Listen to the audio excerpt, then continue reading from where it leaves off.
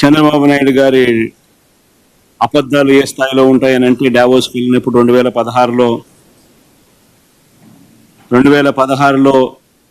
రక్షణ పరికరాల plant Lockheed వచ్చేస్తుందని అన్నాడు.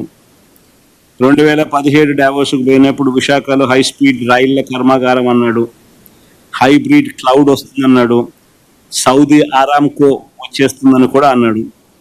2018లో చంద్రబాబు గారు డావోస్ విన్నాడు. ఈనాడు పేపర్ క్లిప్పింగ్ చూపించాయి, అప్పుడు ఇంట్రెస్టింగ్గా ఉంటుంది.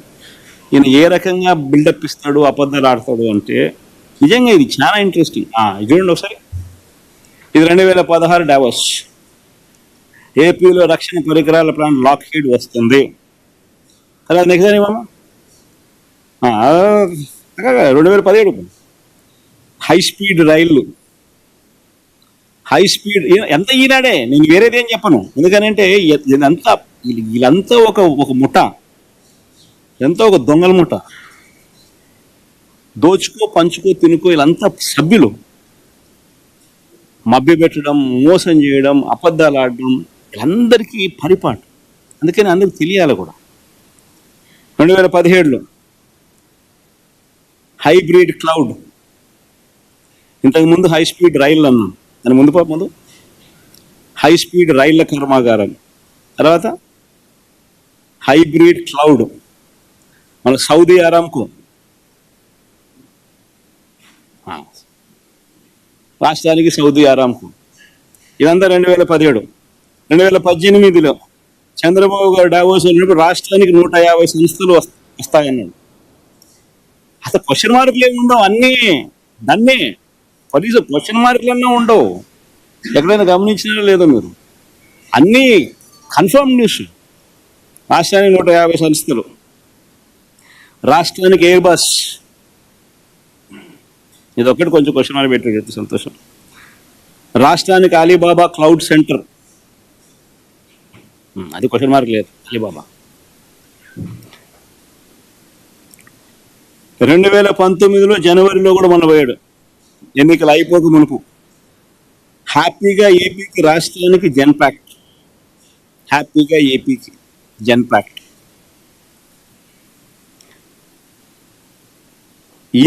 ఈ మాదిరిగా బిల్డప్ ఇవ్వడం చంద్రబాబు నాయుడుకి ఏమాత్రం కొత్తగా. అబద్ధాలు చెప్పడం, మోసం చేయడం. అసలు నాకు ఆశ్చర్యం ఒకసారి మీ అందరికీ కూడా తెలియాల, మనందరికీ పిల్లలు ఉండరు. మన పిల్లలకు మనం ఏం చెప్తాం? అబద్ధాలు ఆడకూడదు, మోసం చేయకూడదు,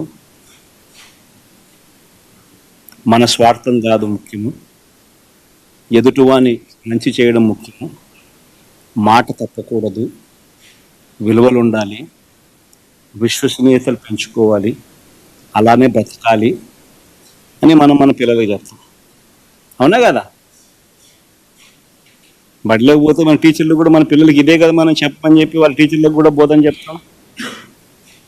ఇదేగా చెప్పేది.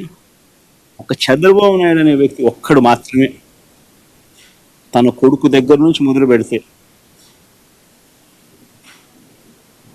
తన పార్టీలో ఉన్న ఎవరికైనా కూడా, చిన్న నాయకుల దగ్గర నుంచి పెద్ద నాయకుల దాకా చెప్పే తీరి, అబద్ధాలు చెప్పు, మోసం చేయి, మన స్వార్థమే ముఖ్యం, మన అవసరమే ముఖ్యం, మన స్వార్థం కోసం మనం ఏం చేసినా తప్పలేదు, ఏం మోసం చేసినా తప్పలేదు, అది ఇంకా ఒక ఘనకార్యం అని చెప్పి నేర్పించే వ్యక్తి ఎవరైనా ఉన్నాడు ఈ ప్రపంచంలో అంటే చంద్రబాబు ఒకడే. వెన్నుపోట్లు పొడిచినా తప్పలేదు, సొంత మామనైనా పొడిచినా తప్పేం కాదు, ఎప్పుడైనా ఏ విషయంలో అయినా ఎప్పుడైనా మాట మార్చేసేయచ్చు. ఇవన్నీ చంద్రబాబు నాయుడు నేర్పిస్తారు. ఇవన్నీ కనిపిస్తూ ఉన్నాయి ఈరోజు మన రాష్ట్ర ప్రజలకు అందరికీ కూడా. ఈరోజు మొట్టమొదటిసారిగా రాష్ట్రానికి సంబంధించిన పరిస్థితి ఎలా ఉంది అంటే, చంద్రబాబు నాయుడు గారు అనే వ్యక్తి మీద ఎంత నమ్మకం సన్నగిల్లిందంటే, ఈ పెద్ద మనిషి డావోస్కి పోతే కనీసం ఒక్క ఎంఓయూ కూడా జరగలేదు అని అంటే,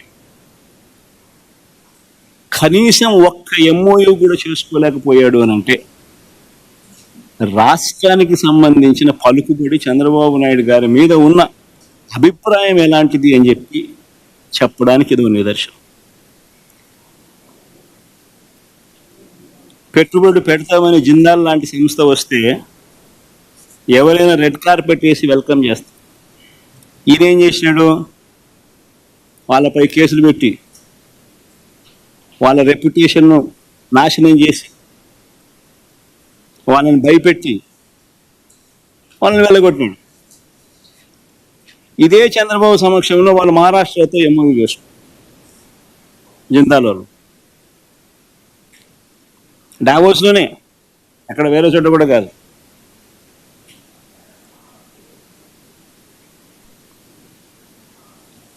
మన హయాంలో మన మోడీ గారి చేత చంద్రబాబు నాయుడు గారు ఏదో మీటింగ్ పిలిపించారు. అవన్నీ మన హయాంలో జరిగినట్టు. ఆ ఎన్టీపీసీ, ఆ బీపీసీఎల్ ప్రాజెక్టులు ఎన్ని మన హయాంలో జరిగినట్టు.